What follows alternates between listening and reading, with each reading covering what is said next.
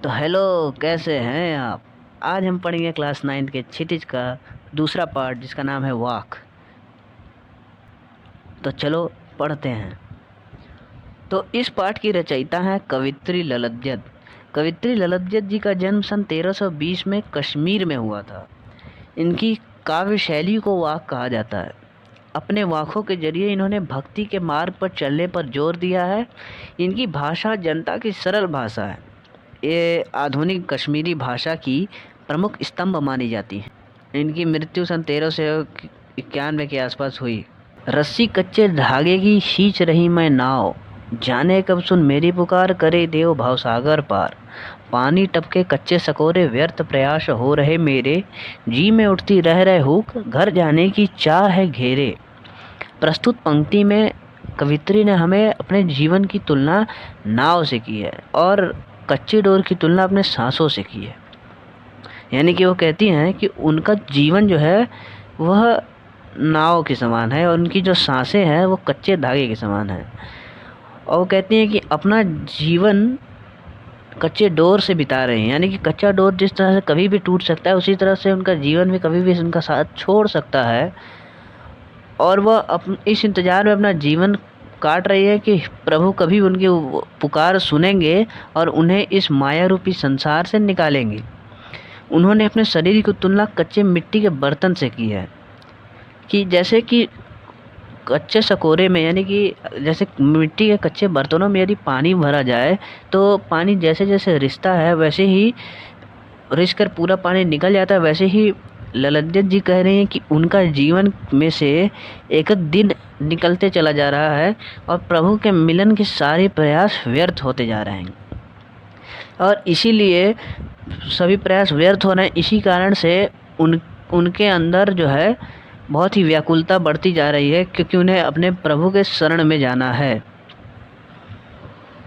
खा खा कर कुछ पाएगा नहीं, न खाकर बनेगा अहंकारी, सम खा तभी होगा संभावी, खुलेंगे सागल बंद द्वार की। इन पंक्तियों में कवित्री ने जीवन में संतुलन बनाए रखने के लिए कहा है। केवल भोग उपभोग में लिप्त रहने पर कुछ नहीं हासिल होगा, लेकिन इनका त्याग कर देने से भी व्यक्ति स्वार्थी बन जाएगा। जबकि कवित्री कहती हैं कि संतुलन बनाए रखना चाहिए।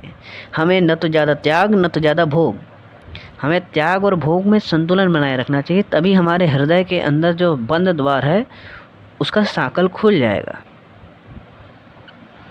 आई न सीधी राह से गई न सीधी राह, सुषुम सेतु पर खड़ी थी बीत गई दिन आह।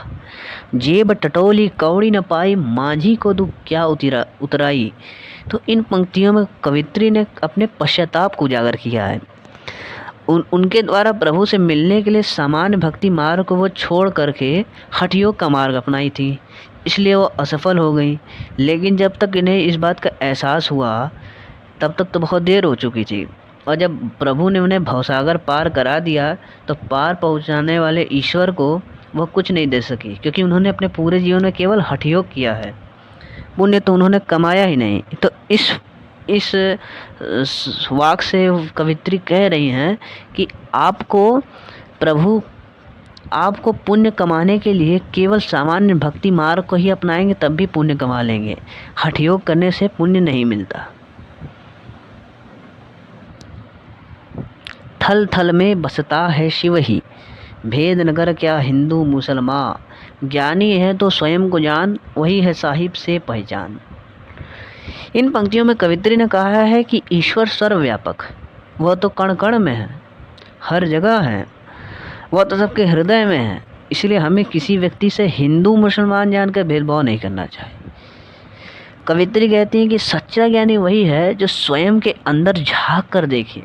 यहीं से ईश्वर मिलने का एकमात्र साधन है।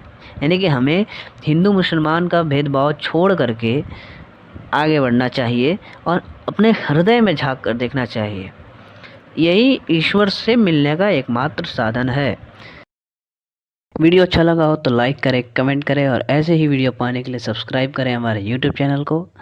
तब तक पढ़ते रहें और आगे बढ़ते रहें। जय हिंद।